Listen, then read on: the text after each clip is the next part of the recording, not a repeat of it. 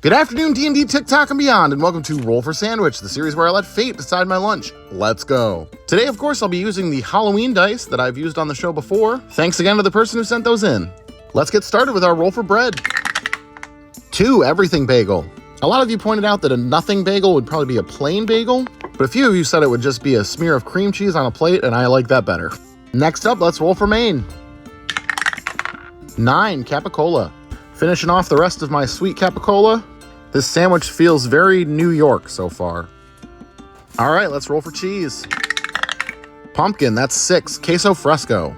All right, we'll crumble on some queso fresco here. This mild and salty cheese should be a good fit. If mozzarella would work, I don't see why this wouldn't. All right, let's roll our roughage. 7 tomato and 8 red onion. I'm a big fan of tomato on a sandwich, and it should definitely pair nicely here with the meat and the cheese. It'll bring in a slight bit of acid and some moisture, which should be good. I think the red onion will be a nice addition too, especially with that cured capicola. Our sandwich is refreshingly normal at the moment. It's a little too normal, especially for the episode right before Halloween. All right, well, it's time to hit it with some wild magic. 8. The wild magic table is a drizzling, a special spice on top of what already exists as a sandwich. If you add chocolate sauce. Chocolate sauce. Can I take it and improve it? Magic shell. Magic shell. Magic shell. Magic shell. Wild Now magic shell. Now we have a textural component. Magic shell, if you're not familiar. If you put it in the refrigerator. Okay, so yeah, you're going to have to put magic shell on it and then put the sandwich in the freezer for a half hour or so. No, a minute. There it is. There's the weird. All right, I guess we're putting magic shell on it. We're going to do that at the end. Yippee. All right, and last but not least is the D20 sauce roll. Here we go.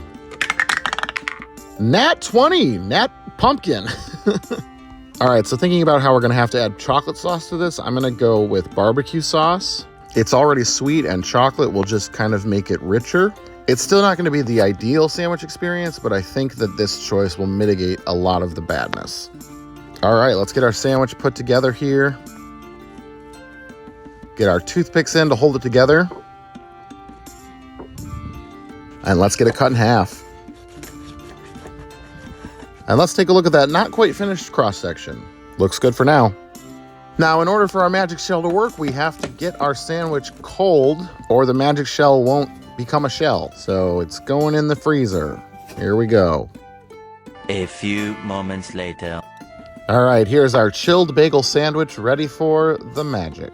If you're unfamiliar, magic shell is a ice cream topping that goes on liquid and solidifies into a chocolate shell when it is exposed to cold. And there it is.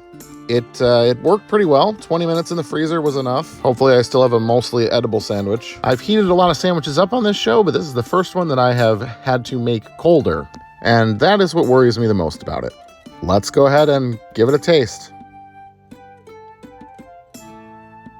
Honestly, taste-wise, it's not too bad. Barbecue sauce was definitely the right choice to pair with that chocolate, but it was in the freezer too long. The tomatoes are actually frozen. Like, not fully frozen, but enough to where it's very unpleasant to eat them.